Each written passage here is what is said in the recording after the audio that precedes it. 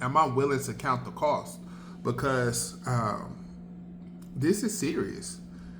This is serious. And when it comes to marriage, you have to be willing to lay down for it.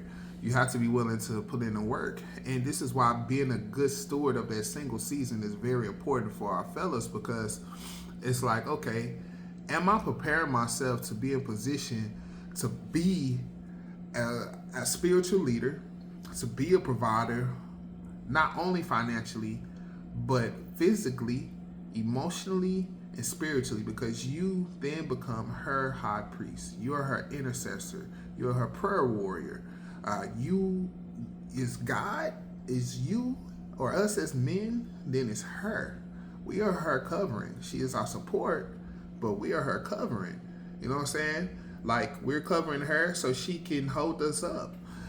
We need each other, because when we are out of alignment, like, what are we doing? Because if the support is right here and the covering is down here, what's the purpose?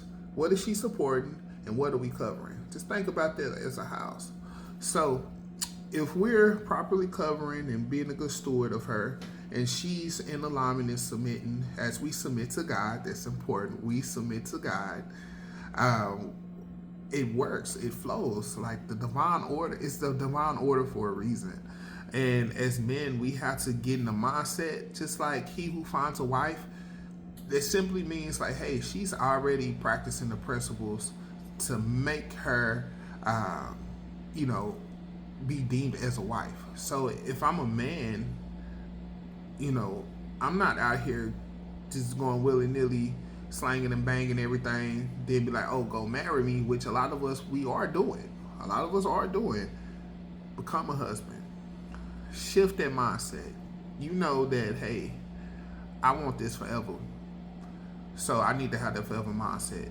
So some practical things that I'm learning to put in play is, hey, don't be sticking everything.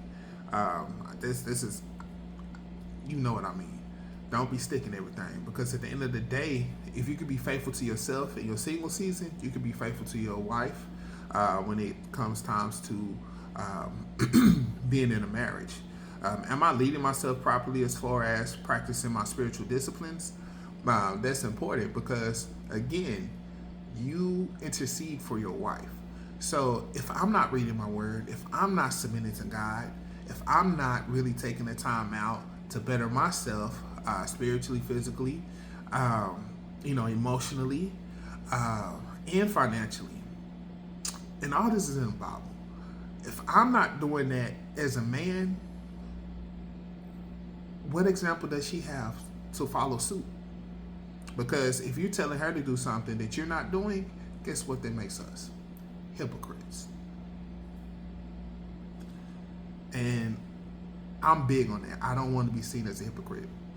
So if I'm not taking care of my body, if I'm not in the gym, I'm going to keep it real basic for us.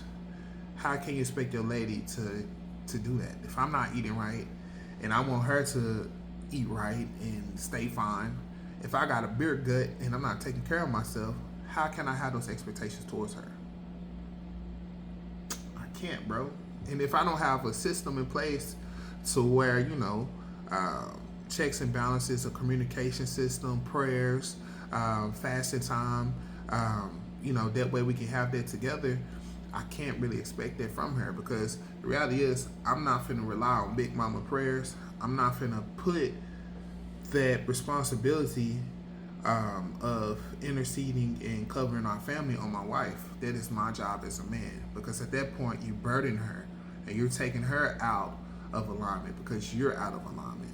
One of the beautiful things about Adam was given an assignment in the garden, and Adam was found working. And when the Lord saw that, hey, he said it's not good for him to be alone, then he created a helper that's suitable for him.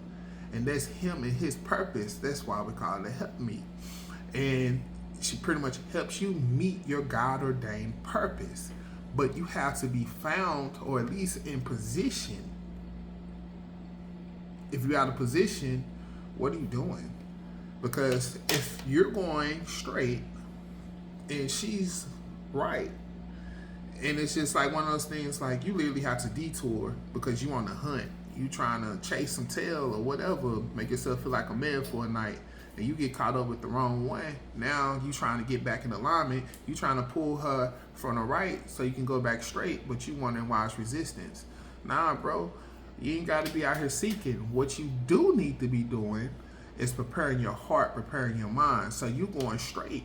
You going towards the prize, which is a healthy relationship to Christ and trying to fulfill your God ordained purpose and all that He has for you. Then you meet that helpmeet, and she's like, "Oh, okay, you moving in the right direction. You moving towards the Father. Okay, I'm moving towards the Father too. So let's see if we're in alignment." That's what courtship is. It's a mutual agreement that, hey, we're going to get to know each other to see if we're compatible. That's where the dating comes in. That's where the romance come in. And if you are in alignment and it's according to God's will, I'm not saying it's going to be easy, because nothing in life worth having is easy, but you have a chance. And if that's the right person, she's going to help you pursue things of God, and you're going to pour into her, and you're going to do the same. You guys are going to challenge each other in love. You're going to grow in love.